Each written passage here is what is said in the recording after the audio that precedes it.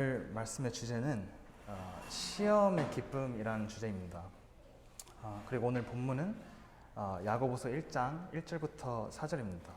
그래서 오늘 제가 준비한 말씀은 사실 최근에 캠프를 준비하고 또 캠프를 참석하면서 여러 이제 말씀들을 들으면서 그동안 묵상하게 됐던 주제이기도 합니다.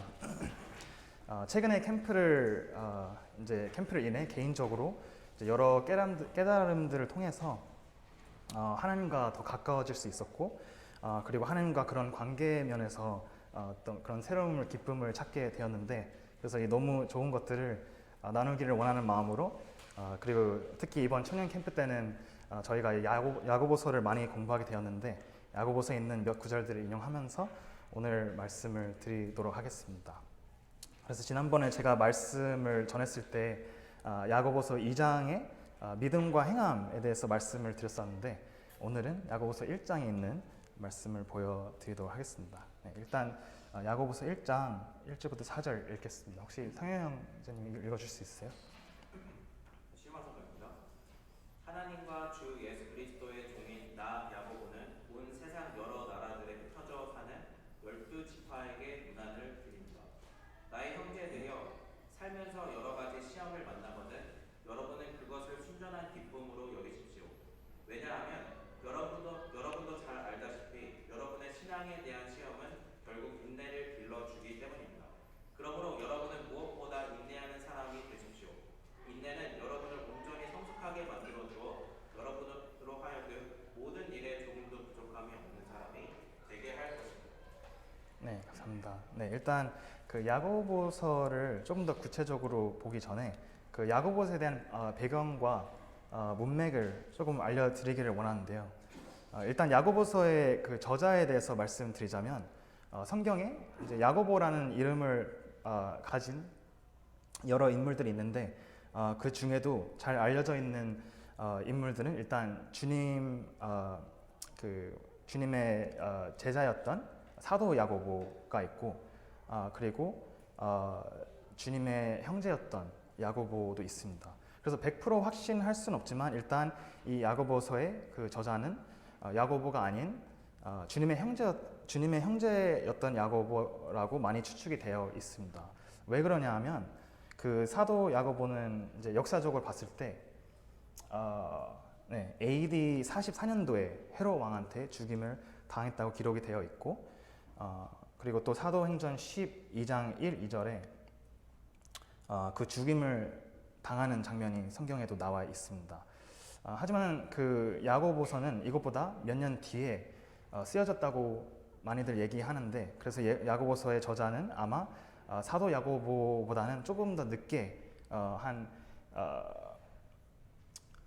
AD 62년도에 죽임을 당했었던 주님의 형제 야고보였을 거라고 많이들 얘기를 합니다.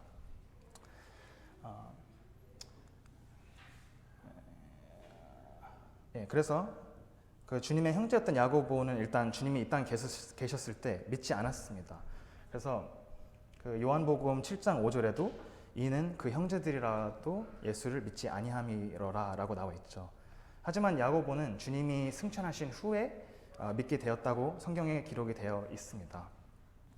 고린도전서 15장 7절에는 야고보가 주님의 부활을 눈으로 보았다고 나와 있고, 또 갈라디아서 1장 19절에는 사도 바울이 야고보를 사도라고 부르는 것을 봤을 때 야고보는 이제 주님이 승천하신 후에 주님을 믿고 사도가 되었던 것을 알 수가 있습니다. 그리고 아까 말씀드렸던 것처럼 야고보는 그렇게 살다가 AD 62년도에 죽임을 당했다고 기록이 되어 있죠. 그래서 조금만 더 말씀드리자면, 그 사도 바울이 야고보를 사도라고 부르기도 했었지만, 사도 바울 야고보가 기둥 같다는 얘기도 했습니다. 그래서 갈라디아서 2장 9절을 보시면 또 내게 주신 은혜를 알므로 기둥같이 여기는 야고보와 라고 나와 있죠. 이 뜻은 뭐냐면, 이 당시에는 그 유대인이었다가 믿게 된 사람들이 있었는데, 그들이 이제 예루살렘에서 모여 있었다가 이제 그 당시에 많은 핍박을 당하는 바람에 갑자기 예루살렘에서 다 흩어지게 되었던 현상이 있었습니다. 그래서 야고보서 1장 1절에도 하나님과 주 예수 그리스도의 종 야고보는 흩어져 있는 12지파에게 문안하노라라고 나와 있는 것이죠. 그래서 사도 바울이 왜 야고보가 기둥 같다고 얘기를 했냐 하면 야고보는 그 당시에 초대교회의 되게 중요한 리더 중 한 명이었다는 것을 볼 수가 있습니다. 네, 그래서 야고보가 그 유대인이었다가 믿게 되고 흩어지게 된 그런 자들을 이제 위로하기를 위해서 야고보서를 썼다고 볼 수 있습니다.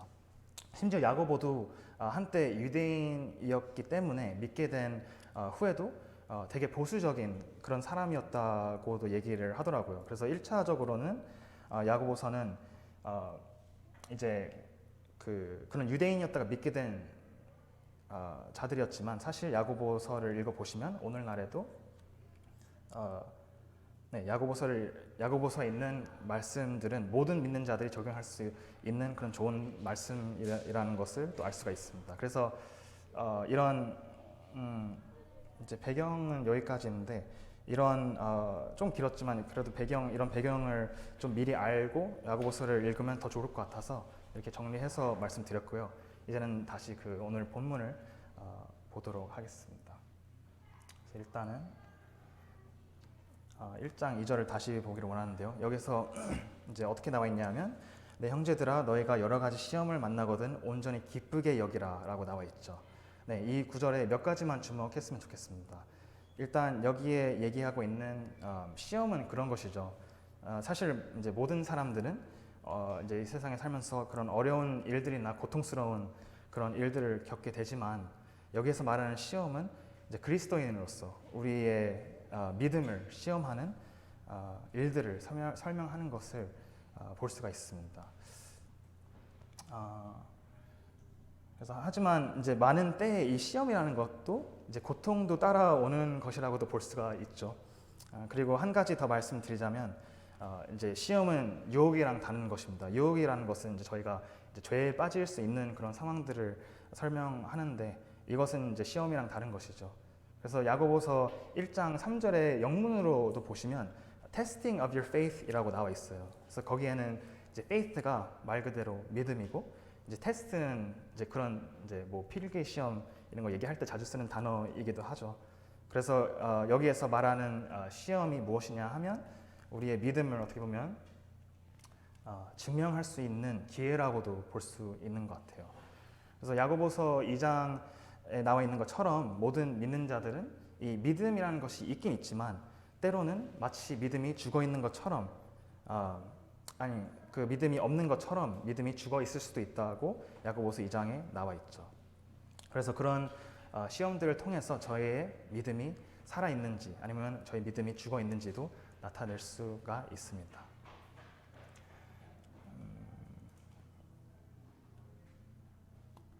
네, 그래서 지난번에 제가 이제 믿음과 행함에 대해서 말씀드렸을 때 얘기도 했었지만 이 믿음이라는 것은 이제 사실 저희의 삶에서 분리시킬 수 없는 것이죠. 저희는 이제 처음부터 이 믿음이라는 것으로 이 구원이라는 것을 얻게 되었고 또 저희가 이제 참된 그리스도인이라면 앞으로도 이제 믿음으로 살아가는 것이 사실 마땅한 것이죠. 어떻게 보면 믿음 없이 살아가는 그리스도인이라는 것은 사실 존재하지 않는다고도 볼 수 있는 것 같아요. 그래서 다시 이제 보여드리지만 히브리서 11장 6절에는 믿음이 없이는 기쁘시게 못하나니라는 말씀도 있죠. 그래서 여기에 나와 있는 것처럼 믿음 없이는 저희는 하나님을 기쁘시게 못하고 사실 저희가 모든 순간에 믿음으로 살아가는 것이 하나님이 원하시는 그런 일인 것을 또 알 수가 있습니다. 그리고 또 주목하고 싶은 것이 뭐냐 하면 이제 너희가 여러 가지 시험을 만나거든이라는 부분인데 이제 이것도 영문으로 보시면 이렇게 나와 있어요. When you fall into various trials. 그래서 여기 나와 있는 이 when이라는 단어가 중요한 것 같습니다. 왜냐하면 이 when이라는 단어가 있기 때문에 이제 너희가 여러 가지 시험에 빠질 때에 이렇게 번역이 되거든요. 그래서 여기서 무엇을 알 수 있냐면 이제 이 만약이라는 얘기가 아니라는 것을 알 수가 있습니다. 혹시나 시험에 빠지게 된다면 이라는 얘기가 아니라 야고보가 얘기하는 것은 이제 너희가 무조건 시험에 빠지게 될 텐데 그리고 여러 가지로 시험을 빠지게 될 텐데 그럴 때에 어떻게 해야 되냐 하면 이런 의미로 야고보가 얘기를 하는 것을 볼 수가 있죠.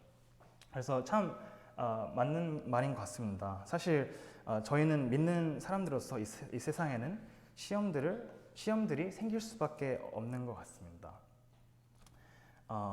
이제 그 시험이 뭐 그냥 세상에서 오는 것이라 할지라도 아니면 하나님이 직접 주시는 거라 할지라도 어쩔 수 없는 일인 것 같아요. 성경에도 많은 곳에 그런 얘기들을 하고 있죠. 이제 물과 기름이 섞일 수 없는 것 같이 이제 믿는 자와 세상이라는 것도 결코 섞일 수 없습니다. 그래서 믿는 자는 이 세상에 살면서 그 믿음의 시험이 생길 수밖에 없다고 볼 수 있지 않나라는 생각 들 수가 있는 것이죠. 그래서 이 시험이라는 것을 저희가 살면서 무조건 맞이하게 될 텐데 저희는 이 시험이 오게 될 때 어떻게 반응할 수 있을까요? 참 여러 가지로 반응할 수 있는 것 같은데 때로는 이 시험이라는 것이 오게 될 때 저희는 일단 그 시험을 피하려고 하는 경우도 있을 수도 있는 것 같은데 때로는 이 시험이라는 것이 오게 될 때 저희는 일단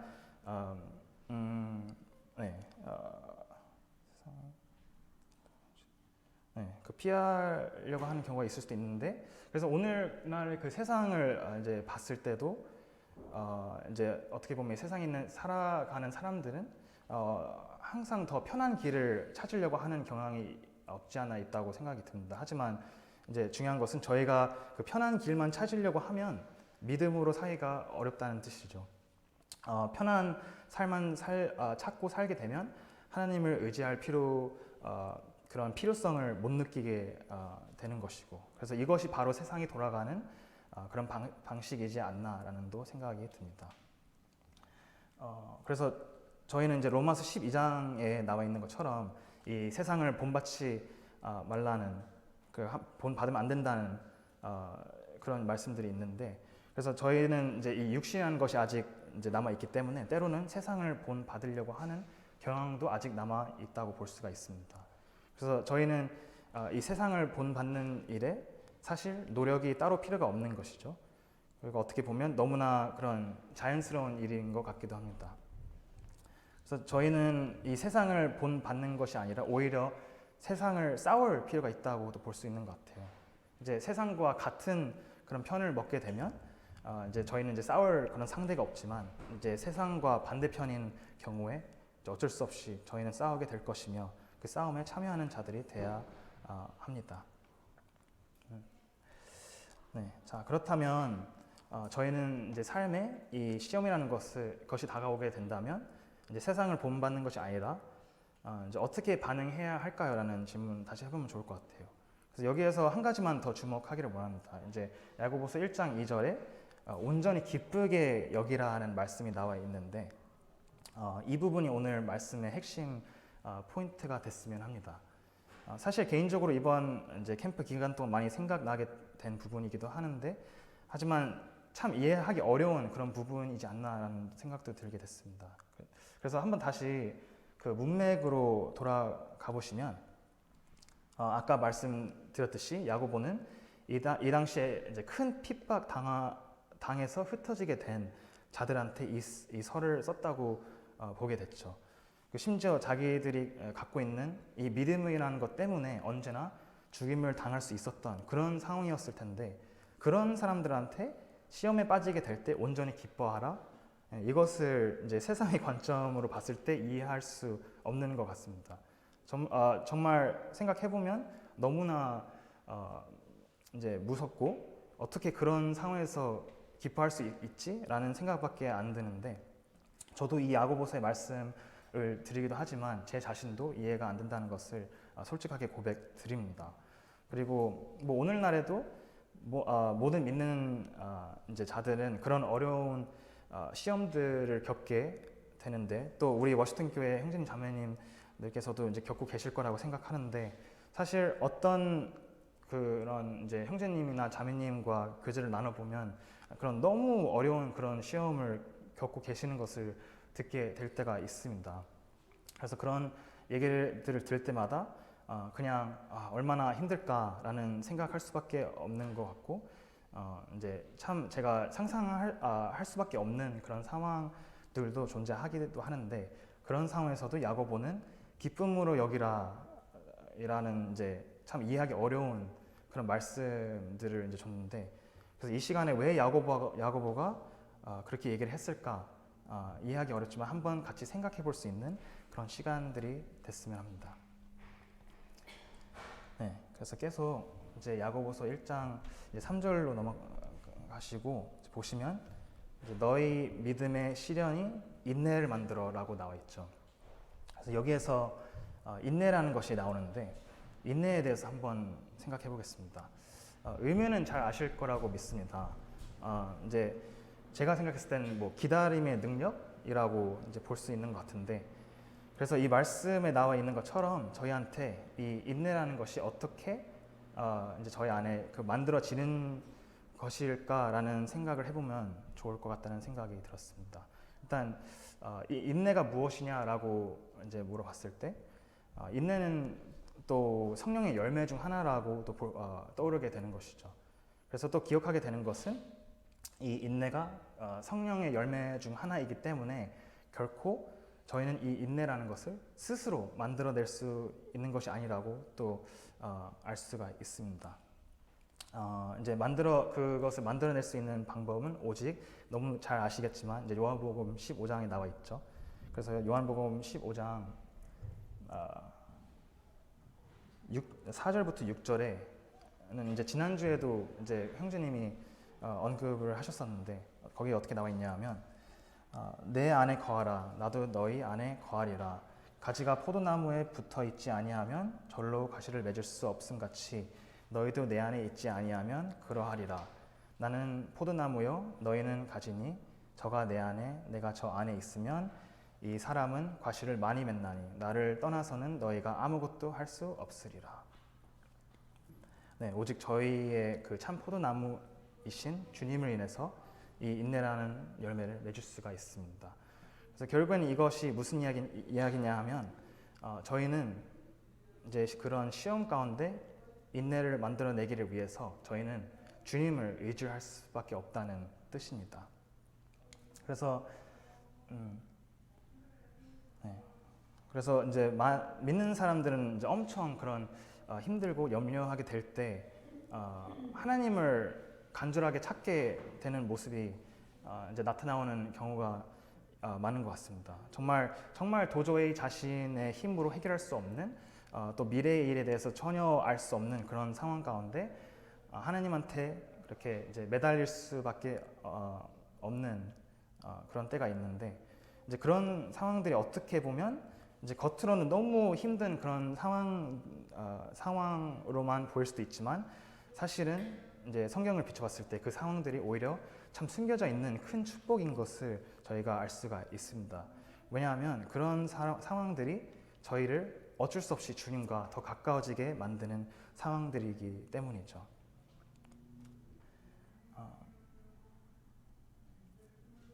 네, 그래서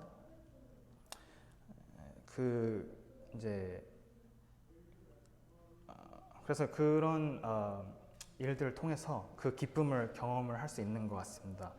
참 말로만 표현하기 어려운 것이고 너무나 그렇게 달달하게 느껴지게 되는 그런 주님과의 그런 함께하심 그리고 오직 경험으로만 100% 이해할 수 있는 그런 기쁨 그리고 그런 시험들을 통해 경험하게 되는 것 같습니다.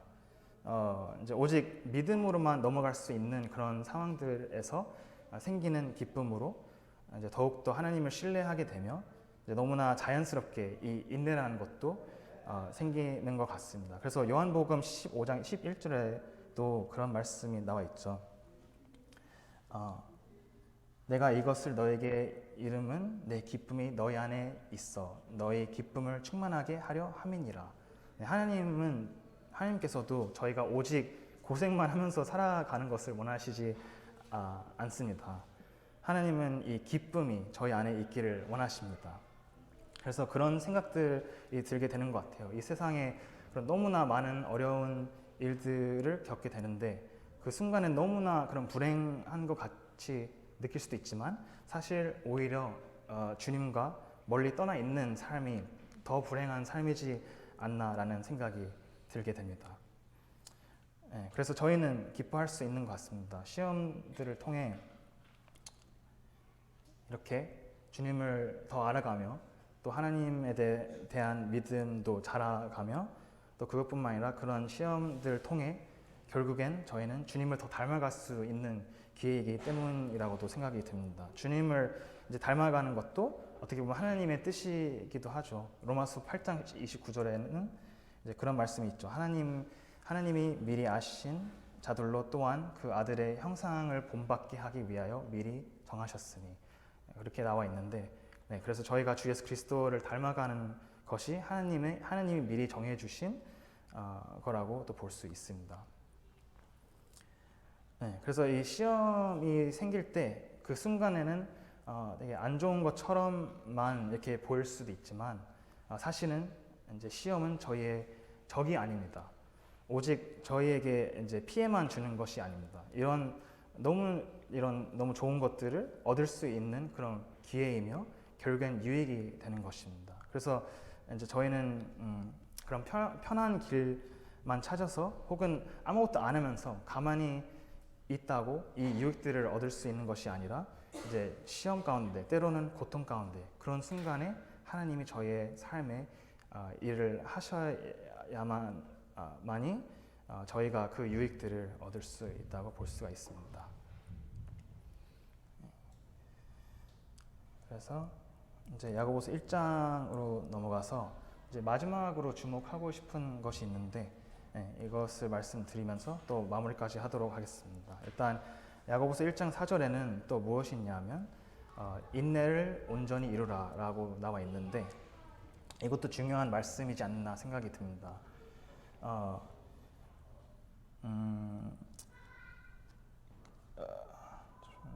그래서 저희는 이제 힘든 상황에 있을 때 그 힘든 상황에서 빨리 벗어 나오려고 하는 경향이 있을 수도 있는 것 같아요. 그 시험에 빨리 빠져나오기를 원하는 그런 마음이 생기고 막 그렇게 기도를 할 수 있는 것 같은데, 하지만 이 말씀을 봤을 때 그것보다는 저희가 어떤 그런 태도를 가져야 하는지도 이렇게 볼 수 있는 것 같습니다. 저희가 이 시험이 빨리 끝나도록 기도하기보다는 이 시험을 인해서 하나님이 저희를 향한 뜻을 온전하게 이루어지게 하는 것이 마땅하지 않나라는 생각을 할 수가 있는 것 같아요. 이 말씀을 보면서. 그래서 빌립보서 3장 8절에도 이런 말씀이 있습니다. 이제 쉬운 말 성경에 이렇게 나와 있는데 이제 사도 바울이 한 얘기인데, 내가 모든 것을 잃어버린 것처럼 여기는 것은 내 주 그리스도 예수님을 아는 지식이 훨씬 더 가치가 있기 때문입니다. 그래서 사도 바울이 했던 이 말씀은 이제 만약에 어떤 일로 인해서 이제 저희 삶에 어떤 상황들이 있는데 그 상황들 다 지나고 돼서 주님을 더 얻게 되지 않는다면 결국에는 그것은 손해라고 이제 볼 수 있다고 이렇게 얘기를 하고 있는 것 같아요. 그래서 참 그런 것 같습니다. 사실 시험이라는 것도 사실 이제 성공하는 경우도 있지만 실패하는 이제 경우가 있을 수도 있는 것이죠. 그래서 시험 중에 일찍 빠져나오게 되면 또 실패랑 마찬가지이지 않을 수 있을까, 또 그런 생각도 들게 됩니다. 그래서 저희는 이제 이런 시험을 봤을 때 오직 그 시험의 그런 안 좋은 점들만 바라보는 것이 아니라 참 그 생각을 조금 더 긍정적으로 만들어서 이 시험을 인해 내가 이제 훈련이 된다는 그런 것을 인식을 하고 조금이라도 더 이 시험을 더 이제 어떻게 보면 환영할 수 있는 그런 자들이 됐으면 하는 바람이 있습니다.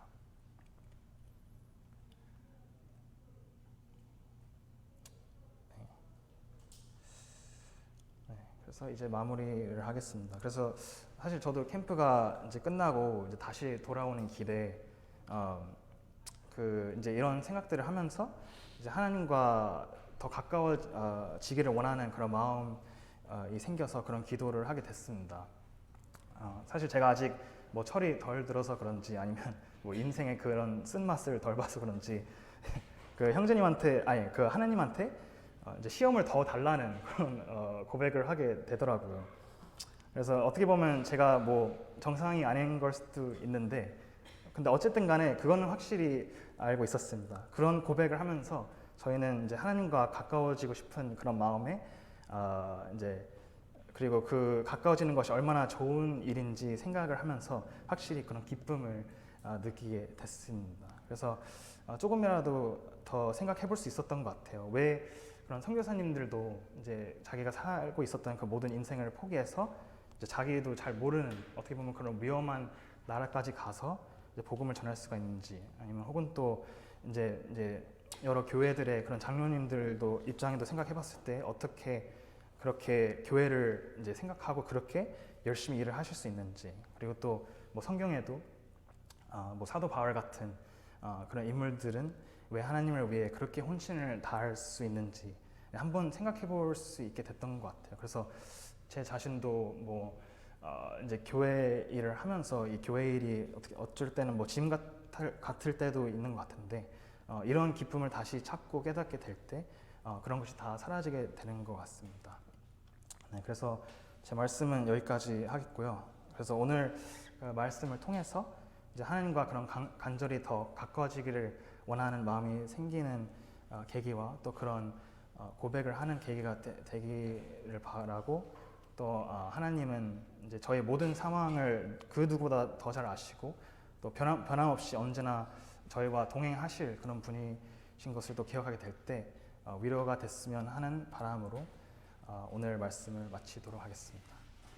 네, 그럼 기도하고 말씀 마치겠습니다.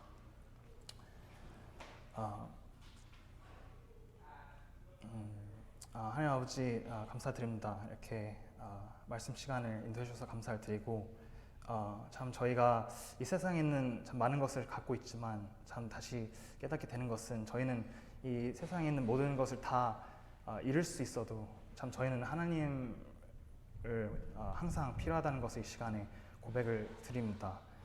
그렇기 때문에 너무 필요하기 때문에 간절히 함께 하시기를 기도 부탁드리고, 그런 저희가 살면서 그런 어려움들을 많이 맞이하게 될 텐데 또 그렇게 하게 되는데, 그 상황에서도 함께 해주셔서 하나님의 그런 완벽한 뜻을 온전하게 이루어 주시기를 기도를 드립니다. 다시 한번 감사를 드리고 우리 주 예수 그리스도의 이름으로 기도를 드렸습니다.